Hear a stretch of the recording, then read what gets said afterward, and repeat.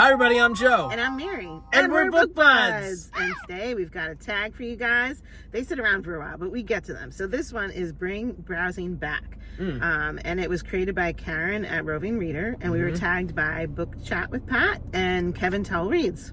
Yes. So we're here to do it today, guys. Are we ready? Yes. Okay, number one. Magic of discovery. Share a book you found while browsing that you may not have discovered otherwise. I really do think browsing is an important thing to do because back years ago when I was like in a slump and I didn't know what to read, the librarian was like, just go walk in this section and you'll find something. And I was like, I wanted a recommendation. But that's when I found Cruel Prince by Holly Black. Right. And Three Dark Crowns by Kendare Blake. I love that one. Just from walking around in that section of the library when I said to Lady, I like this, I don't know what to read. Yeah. And she just put me in that section and like my hands just found those books. They looked right. I know. So it's good to just walk around. You know? It is. And I found one of our favorites, Caraval. Oh, by Stephanie Garber. Just by browsing. Just by browsing and by judging those covers and having them draw you in. Yeah. Yeah, it's great. Yeah. That's why I love going to that bookstore. Nice. Number two, expanding world. Share a book that has made you view things from a different perspective or exposed you to new ideas. This was one that you recommended to me long ago, Every Day by David Levithan. And in this one, it was like a being, kind of like a spirit, an essence that would inhabit different bodies every day. Go to sleep and he'd wake up in a different body. And it was kind of like, well, if he's waking up in all these different, I'm saying he, but if they wake up in all these different bodies, one day he's a girl, one day he's a boy, one day she's a girl.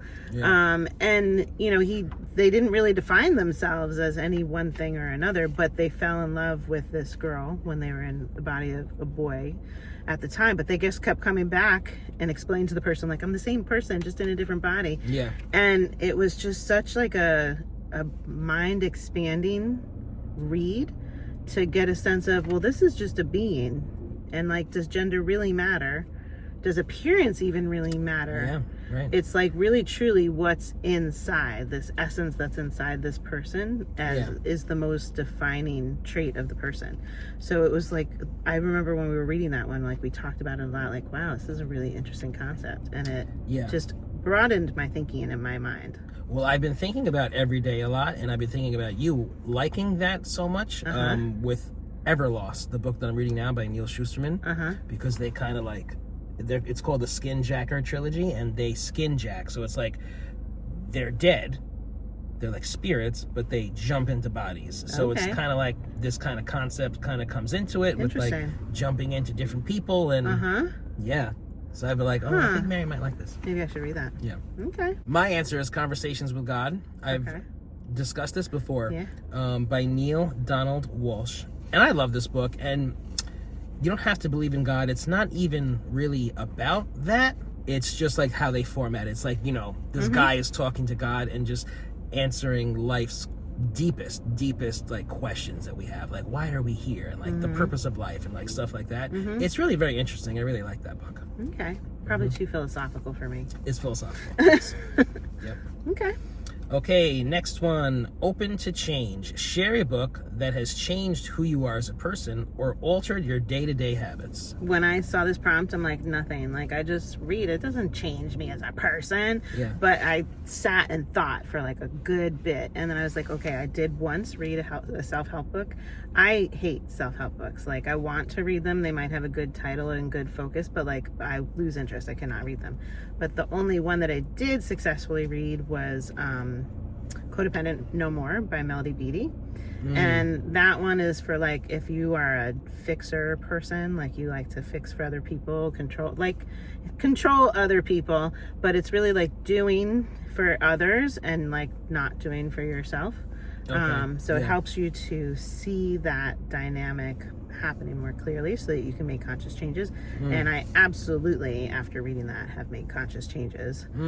So it did impact how I act day to day. Yeah. That's nice. All right, so I had similar thoughts on this because books don't really change my life like that either, really. It's more for entertainment. But, so I'm cheating a little bit. I am going to choose a book that I own It was given to me as a gift. It's on my shelf, and I do have an interest in reading it, and I think it will change my life somewhat. Okay. It's Rich Dad, Poor Dad by Robert Kiyosaki. Okay. And this has become a classic in like personal finance literature, and it's really interesting, and it challenges conventional wisdom on finances, and really challenges you to think differently and discover how money can work for you.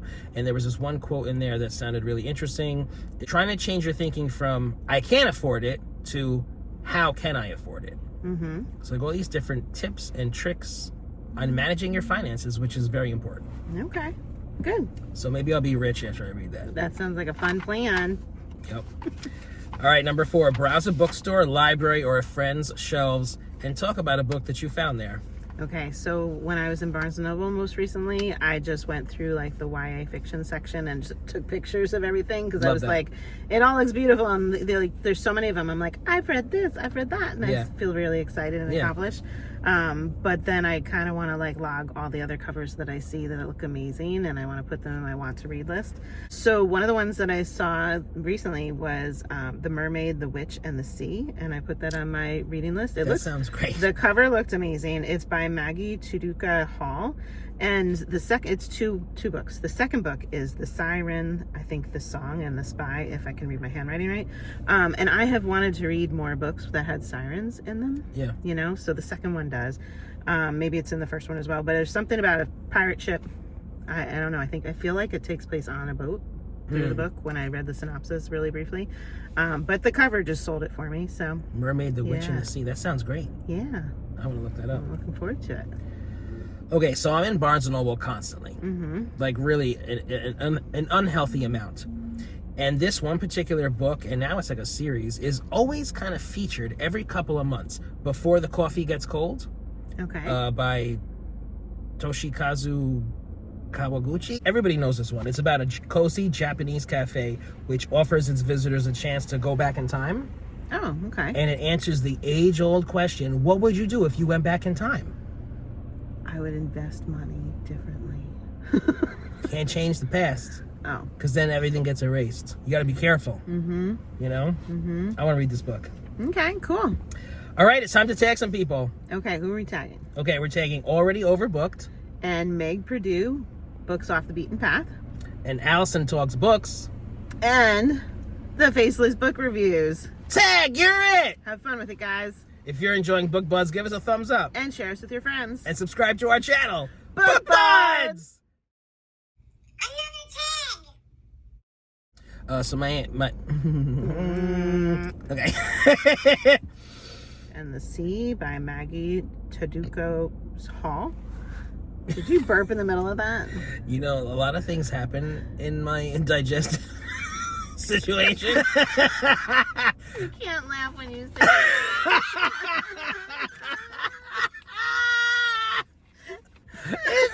I'm trying to say it correctly.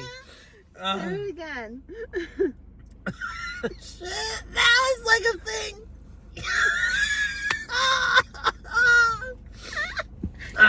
Damn. And then say it. It will make you not laugh through it. Yeah, okay. Maybe. Ready? Wait, no, I'm not ready. Okay. Can we just cut out the first laughter? No, because you were laughing through the word.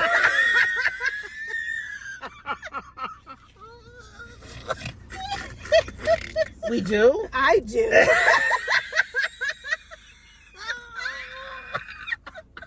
No, this was really good. We no. We do? I do.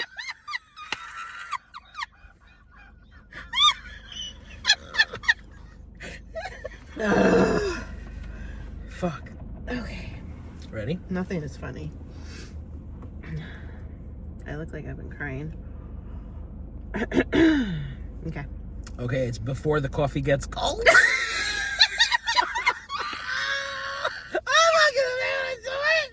It's over. It's never gonna happen. It's never gonna happen. We're just no. Pick a different book. No, but wait a minute. Pick a different book.